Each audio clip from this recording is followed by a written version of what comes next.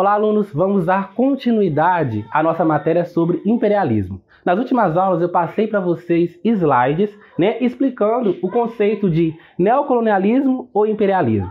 Vimos nesses slides que, a partir do final do século XIX e início do século XX, com o desenvolvimento da Segunda Revolução Industrial, as potências europeias já industrializadas, elas vão buscar por novos mercados consumidores. Não apenas por mercados consumidores, mas também por lugares onde essas potências podem dominar, podem ter domínios, por exemplo, em mão de obra barata e de matéria-prima. E para onde então as potências europeias vão voltar os seus olhares? Para a África e a Ásia, principalmente. Então temos, nesse conceito de imperialismo ou neocolonialismo, o conceito de dominação econômica, cultural e social. Quem são os dominadores? Os dominadores são potências europeias, principalmente França e Inglaterra. Temos os Estados Unidos, que vão concentrar sua dominação na América Latina, principalmente, e o Japão. E quem são os dominados? Os dominados são África, Ásia e América.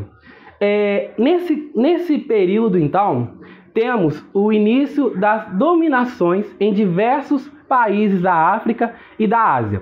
Enquanto França e Inglaterra, assim como outros países europeus, já tinham seus domínios definidos na África e na Ásia, a Alemanha e Itália passavam um processo de unificação territorial. Esses territórios ainda não tinham a concepção de uma unidade política, nacional. E passando por esses processos de unificação territorial para se tornarem definitivamente como países, tanto a Alemanha quanto a Itália demoraram para participar da corrida imperialista. Foram praticamente as últimas a entrarem na corrida imperialista. E por isso, quando a Alemanha e a Itália iniciaram a participação na corrida imperialista, o que vai acontecer? Essas duas nações vão encontrar já a África e a Ásia divididas e partilhadas entre as principais nações europeias. As principais potências europeias já tinham as suas definições de domínios na África e na Ásia. E o que vai acontecer então?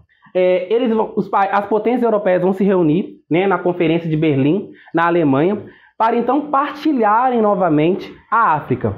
E aí temos então uma imagem muito conhecida da África como se fosse uma grande pizza sendo dividida entre as principais potências europeias. E quando eles definem então o mapa de divisão da África, vemos então nesse mapa como que a Inglaterra e a França são favorecidas, porque elas foram as principais potências a iniciarem a corrida imperialista. Enquanto a Alemanha e a Itália, por iniciarem tardiamente, vão ter pequenas porções de dominações. E aqui eu trouxe para vocês uma das principais justificativas do porquê dominar a África.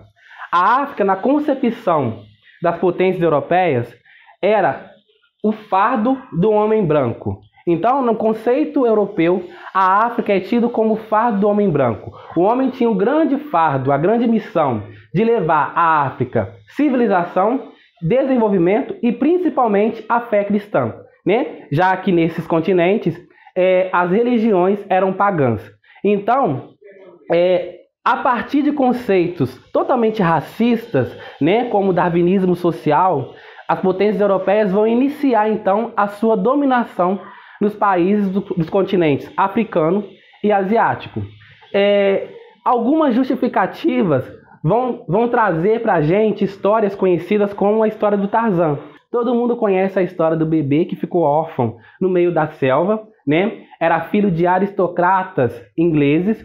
E aí esse bebê, quando tem os pais mortos, cada versão da história tem uma definição de como aconteceu a morte dos pais desse bebê, Na Disney mostra pra gente que os pais foram mortos por tribos africanas, E algumas outras versões mostram que os pais foram atacados.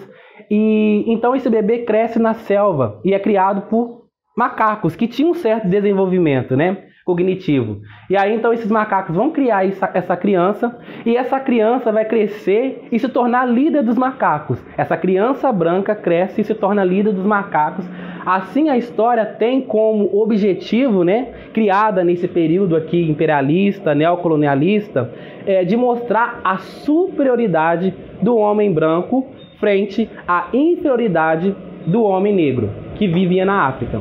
Além disso, temos também a ocupação da Ásia, a partilha da Ásia pelas nações europeias e também pelo Japão. Dando sequência à nossa explicação, a gente vai ver agora o imperialismo na América. Na América, tivemos, na concepção de imperialismo, a questão da doutrina Monroe. A doutrina Monroe foi criada em 1823 pelo presidente norte-americano James Monroe. E o que ela dizia? América para os americanos. Mas, na verdade, era América para os norte-americanos dominarem. Por quê? Segundo essa visão norte-americana, a América deveria ser protegida das investidas imperialistas europeias, né? Os Estados Unidos não queriam que ocorresse a mesma coisa que ocorreu na África e na Ásia. Ou seja, eles não tiveram quase nenhuma influência nessa questão da corrida imperialista nesses continentes. Então, eles deveriam agora investir no imperialismo aqui na América Latina. Então, os Estados Unidos queriam dominar toda a América nessa concepção imperialista. Só eles, sem que as potências europeias interferissem nisso. Então, essa doutrina Monroe, ela queria, então, proteger a América para os Estados Unidos terem domínio sozinho da América. E aqui temos as mesmas concepções que existiram no imperialismo europeu, né? Lá na África e na Ásia. O que os norte-americanos diziam para justificar o imperialismo na América? Segundo os norte-americanos, os Estados Unidos, mais evoluídos, desenvolvidos e civilizados, tinham o dever de proteger, entre aspas, e levar sua cultura aos demais países da América, né? Principalmente da América Latina, que ainda não passavam pelos mesmos processos de desenvolvimento que os Estados Unidos passou. É a mesma questão do darwinismo social, uma justificativa que os europeus utilizavam, então, para falar sobre o seu domínio, os seus domínios na África e na Ásia. Dando continuidade à nossa explicação, entraremos agora na Primeira Guerra Mundial, 1914 a 1918. Como eu trouxe para vocês aqui, a Primeira Guerra Mundial é um resultado direto das disputas imperialistas. Em explicações anteriores, vimos que a corrida imperialista gerou alguns conflitos, principalmente conflitos envolvendo Itália e Alemanha. Por quê? Esses foram os últimos países europeus a entrarem na corrida imperialista. E aí, nesse momento, Alemanha e Itália começaram a estranhar com os países que já estavam nas disputas imperialistas há mais tempo. O descontentamento da Alemanha e da Itália vai estar cada vez mais visível naquela questão da partilha da África, onde França e Inglaterra tiveram vantagens e elas desvantagens. Então, esse clima de disputa imperialista vai gerar uma precaução, né, desses países a investirem no desenvolvimento de armas, de criação de armas, né, da indústria bélica. Temos então esse momento chamado de paz armada. Essa paz armada significa que esses países não estavam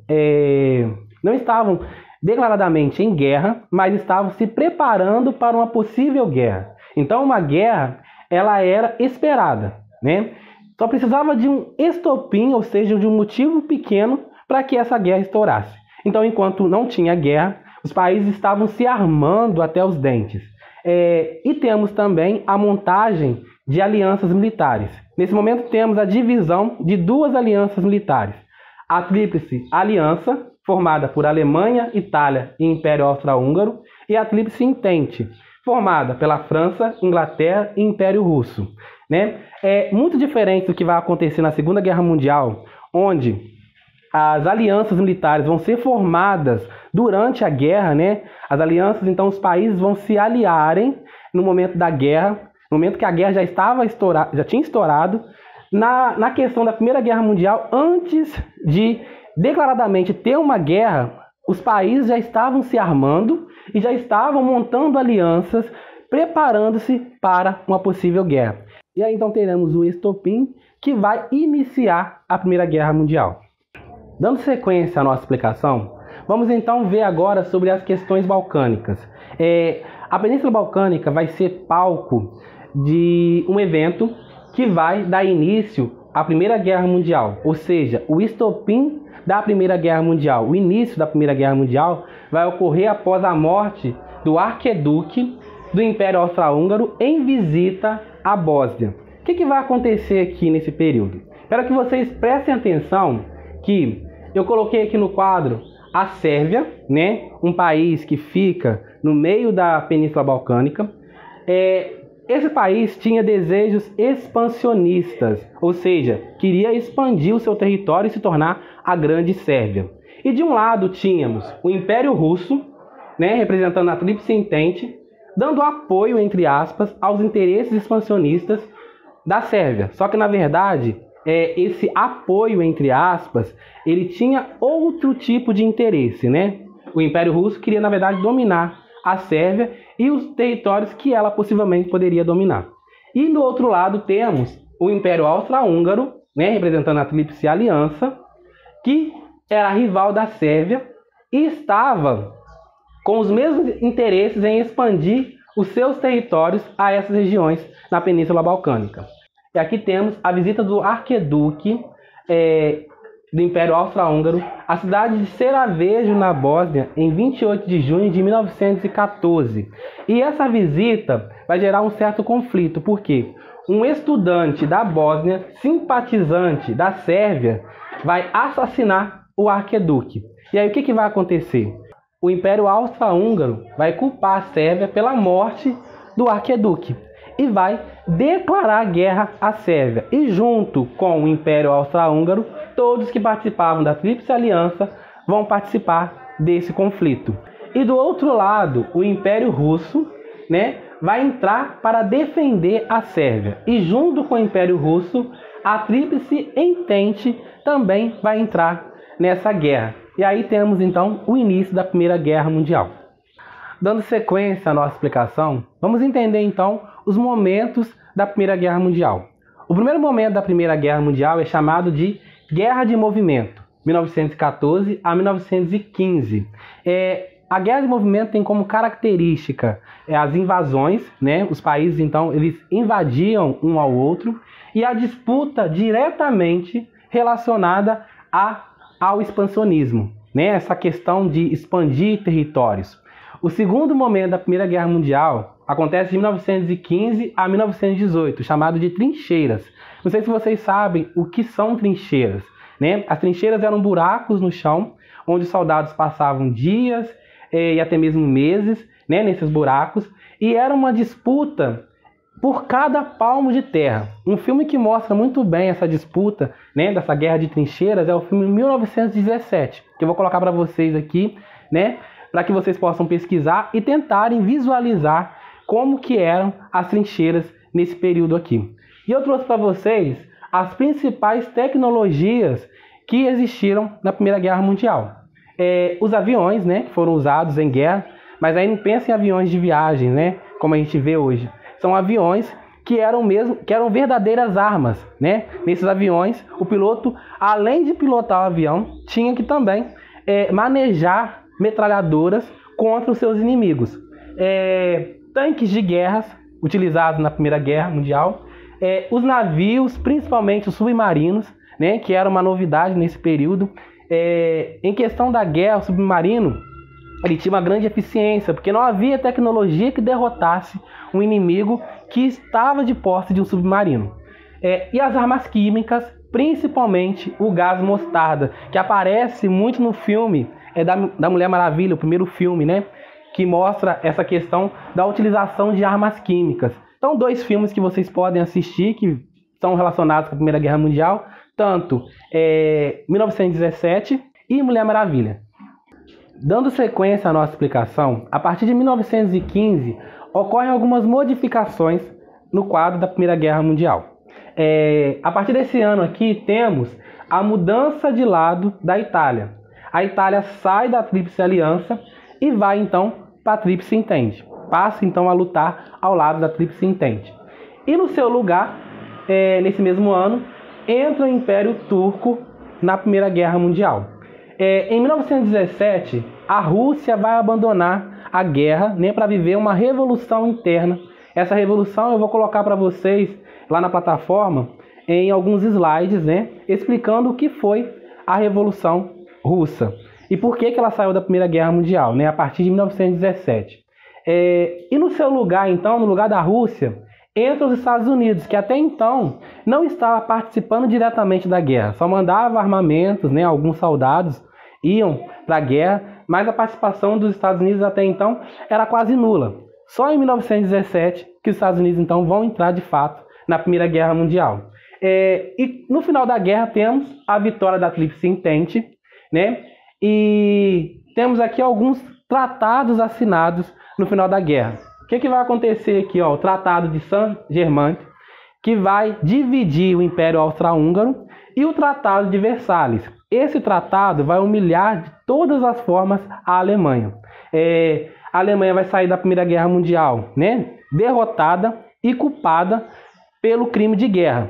E a partir disso, então, que vai gerar insatisfações nos alemães, que vai ocasionar no revanchismo presente na Segunda Guerra Mundial, que será tema da nossa próxima aula.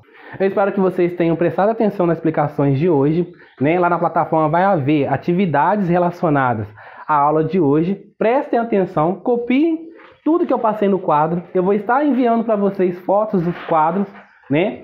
Se vocês não conseguirem compreender o que está escrito aqui no quadro. E até a próxima aula. Boa sorte nas atividades.